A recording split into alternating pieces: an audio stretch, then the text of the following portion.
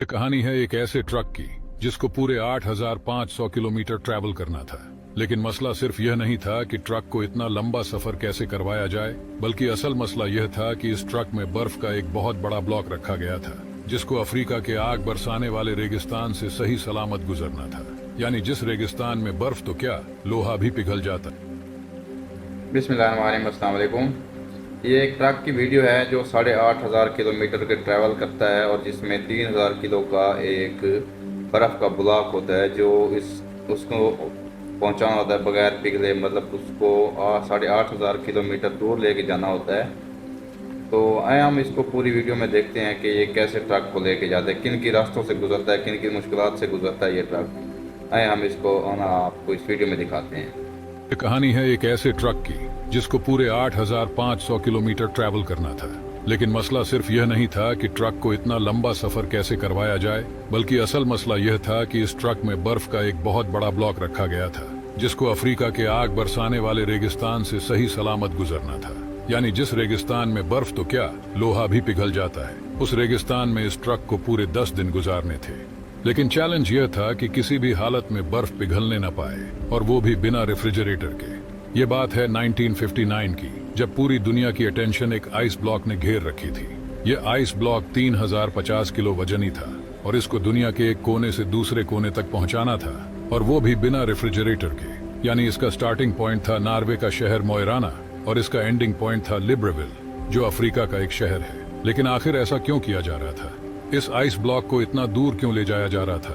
असल में यह मामला शुरू हुआ था 1 साल पहले, यानी 1958 में। लक्समबर्ग यूरोप का एक कंट्री है जहां से एक बहुत फेमस रेडियो स्टेशन चलाया जाता था। ये ब्रॉडकास्ट रेडियो लक्समबर्ग के नाम से पूरी दुनिया में फेमस थी। इस रेडियो स्टेशन की तरफ से सारे सुनने वालों के लिए एक अनोखा चैलेंज रखा गया, और वो चैलेंज यह था कि अगर कोई भी इंसान 3 टन वजनी आइस ब्लॉक को आर्कटिक रीजन से अफ्रीका तक लेकर जाएगा तो उसको एक बहुत भारी इनाम दिया जाएगा।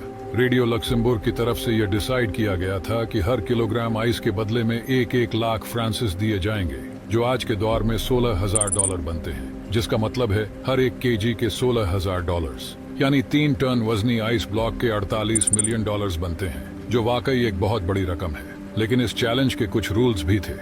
पहला रूल तो यह था कि यह आइस ब्लॉक 1 पीस में लेकर जाना है। दूसरा रूल था कि इसको सिर्फ बाय रोड ट्रांसपोर्ट किया जाएगा। तीसरा और सबसे मुश्किल रूल यह था कि चैलेंज को पूरा करने के लिए रेफ्रिजरेटर का इस्तेमाल नहीं किया जा सकता। रेडियो लक्समबर्ग ने इतना भारी इनाम इसी वजह से रखा था क्योंकि उन्हें अच्छी तरह मालूम था कि इतना बड़ा आइस ब्लॉक आर्कटिक रीजन से अफ्रीका तक लाना किसी भी सूरत में मुमकिन नहीं है, क्योंकि यह छोटा मोटा सफर नहीं था, बल्कि यह सफर पूरे 8,500 किलोमीटर लंबा था, जिसमें 2,500 किलोमीटर अफ्रीका का वो रेगिस्तान है जहां टेम्परेचर 50 डिग्री सेंटीग्रेड होता है। यानी बर्फ जो फ्रीजर से निकलते ही मिनटों में पिघल जाती है, वो भला इस हफ्तों लंबे सफर में सही सलामत कैसे मंजिल तक पहुंच पाएगी। रेडियो लक्समबर्ग ने यह चैलेंज तो दिया, लेकिन यही चैलेंज उनको किस मुश्किल में फंसा देगा, इसका उनको अंदाजा भी नहीं था। यह चैलेंज रेडियो पर ब्रॉडकास्ट होने के कई महीनों तक किसी ने भी आगे बढ़ने की हिम्मत नहीं की। लेकिन फिर बिर्गर नाटवी के नाम के एक शख्स ने ऐलान किया कि वो यह चैलेंज कबूल करने को तैयार है। बिर्गर नाटविच, जो कि नॉर्वे में एक इंसुलेशन कंपनी ग्लासवाट का मैनेजिंग डायरेक्टर था, उसका मानना था कि उसकी कंपनी जो इंसुलेशन मटेरियल बनाती है उसे यूज करके यह चैलेंज आराम से पूरा किया जा सकता है। अगर बिर्गर नाटविच यह चैलेंज पूरा करने में कामयाब हो गया तो वो अपनी कंपनी ग्लासवाट और उसके एम्प्लॉइज के लिए काफी सारा पैसा इकट्ठा कर सकेगा। पूरी दुनिया में यह बात फैल चुकी थी कि एक शख्स ने रेडियो लक्समबर्ग का आइस ब्लॉक चैलेंज कबूल कर लिया है। इस काम को अंजाम देने के लिए बिर्गर नाटविच ने एक टीम बनाई और चैलेंज को पूरा करने के लिए काम शुरू कर दिया, जिसकी वजह से न्यूज़पेपर की हेडलाइंस में बिर्गर नाटविच के चर्चे होने लगे। आइस ब्लॉक चैलेंज को पूरा करने के लिए अभी तक जो भी कोशिश की गई थी, जब रेडियो लक्समबर्ग को इसका पता चला तो उन्हें एक बहुत बड़ी रकम खोने का डर लगने लगा, और डर के मारे उन्होंने अपनी यह ऑफर वापस ले ली, क्योंकि ग्लासवाट कंपनी और इसके डायरेक्टर काफी ज्यादा फेमस हो चुके थे। इसी वजह से रेडियो लक्समबर्ग की ऑफर खत्म होने के बावजूद भी बिर्गर नाटविच ने यह चैलेंज पूरा करने की ठान ली थी। उनका मानना था कि अगर उन्हें पैसे ना भी मिले तब भी वह यह चैलेंज पूरा करेंगे, और क्योंकि इससे उनकी कंपनी की पब्लिसिटी इंक्रीज होगी। यह चैलेंज अब शुरू करने का वक्त आ चुका था। यह फैसला हो चुका था। आइस ब्लॉक को नॉर्वे के शहर मोइराना से ऑल द वे अफ्रीका में गैबन के शहर लिब्रेविल तक भेजा जाएगा, जो Denmark, Netherlands, Belgium, France, Spain और मोरक्को के बाद अल्जीरिया के रेगिस्तान से गुजार कर गैबोन तक लाया जाएगा। नाटविच की टीम में एक इंजीनियर, 4 ड्राइवर्स, एक ट्रक मैकेनिक और 2 कैमरामैन भी शामिल थे। उन्होंने 3 टन वजनी आइस ब्लॉक को ग्लेशियर से काटने का फैसला किया, लेकिन इतना बड़ा आइस ब्लॉक एक ही साथ उठाना काफी मुश्किल था। इसीलिए 200 किलोग्राम के ब्लॉक्स को काट काट कर हेलीकॉप्टर के जरिए नीचे भेजा गया। नाटविच और उनकी टीम की मेहनत को काफी ज्यादा मीडिया अटेंशन भी मिल रही थी और इसी वजह से कई कंपनीज ने नाटविच के इस चैलेंज को पूरा करने के लिए उन्हें स्पॉन्सर करना शुरू कर दिया। शेल कंपनी ने फ्यूल का जिम्मा उठाया और केनिया ने उन्हें ट्रक्स दिए जिन पर आइस ब्लॉक को रख कर ले जाना था। 200 किलोग्राम के आइस ब्लॉक्स को नीचे लाकर फिर से फ्रीज किया गया और 3050 किलोग्राम का एक सिंगल ब्लॉक बनाया गया। यह ब्लॉक एक खास कंटेनर में डालकर ट्रक में लोड किया गया, जिसकी साइड्स पर एक खास ग्लास वूल से इसकी इंसुलेशन। 1959 को आखिरकार यह अनोखा सफर शुरू हो गया। शुरुआत का सफर तो काफी ज्यादा आसान था, क्योंकि इन इलाकों में मौसम भी काफी खुशगवार था और रोड्स भी ठीक ठाक थे।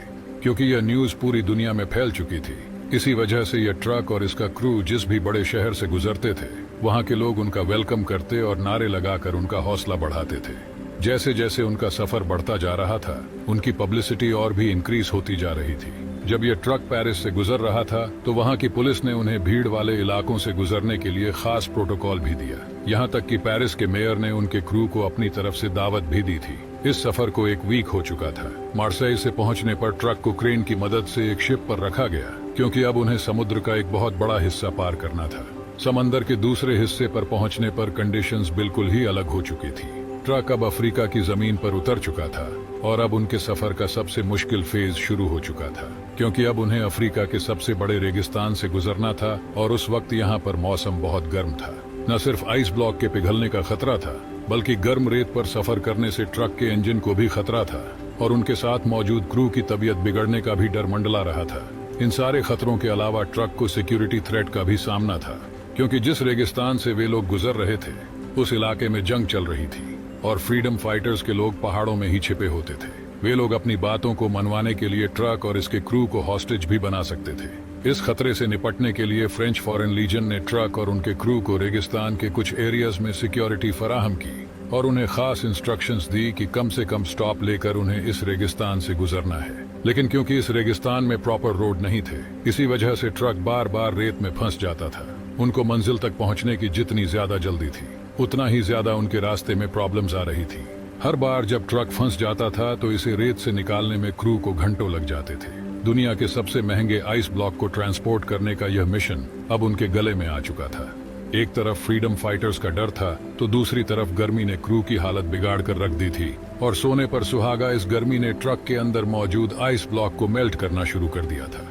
अगर क्रू यहीं फंस गया, तो ना ही उनका मिशन पूरा हो सकेगा और ना ही हजारों मील दूर से निकाली गई बर्फ बच सकेगी। रेगिस्तान से गुजरने वाले मुसाफिरों के जानवरों को उन्होंने पिघलने वाली बर्फ का पानी भी पिलाया, जो कि असल में दुनिया का सबसे महंगा पानी था। कई रातें उन्होंने रेत पर ही स्लीपिंग बैग बिछाकर गुजारी और धीरे धीरे प्रॉब्लम्स का सामना करते हुए मंजिल की ओर बढ़ते गए। आखिरकार वे इस रेगिस्तान को पीछे छोड़ने में कामयाब हो ही गए और अब उनकी मंजिल काफी ज्यादा करीब थी। पूरे 28 दिनों के सफर के बाद ट्रक क्रू और बचा हुआ आइस ब्लॉक लिब्रविल तक पहुंचने में कामयाब हो गया था। लिब्रविल पहुंचने पर उनका भरपूर वेलकम किया गया। सबको सिर्फ यह जानने की जल्दी थी कि 28 दिनों के सफर और मुश्किल कंडीशन से गुजरने के बाद आखिर कंटेनर में कितनी बर्फ बची है। हैरत अंगेज तौर पर जब ट्रक का कंटेनर खोला गया, तो उसके अंदर का मंजर देखकर यकीन करना मुश्किल था। जी हाँ, नॉर्वे से निकलते वक्त आइस ब्लॉक 3050 किलोग्राम का था, लेकिन पूरे 28 दिनों के मुश्किल सफर के बाद हैरत अंगेज तौर पर आइस ब्लॉक का वजन 2714 किलोग्राम था। सिर्फ 11% बर्फ यानी सिर्फ 336 किलोग्राम बर्फ रास्ते में पिघल चुकी थी और बाकी सारा आइस ब्लॉक एक ही पीस में मौजूद था। बेशक रेडियो लक्समबर्ग अपनी ऑफर से पीछे हट चुका था, लेकिन फिर भी यह चैलेंज पूरी तरह से कामयाब हुआ और यह बर्फ तोड़कर गेबोन के लोगों में डिस्ट्रीब्यूट की गई, जिन्होंने आज से पहले कभी भी बर्फ नहीं देखी थी।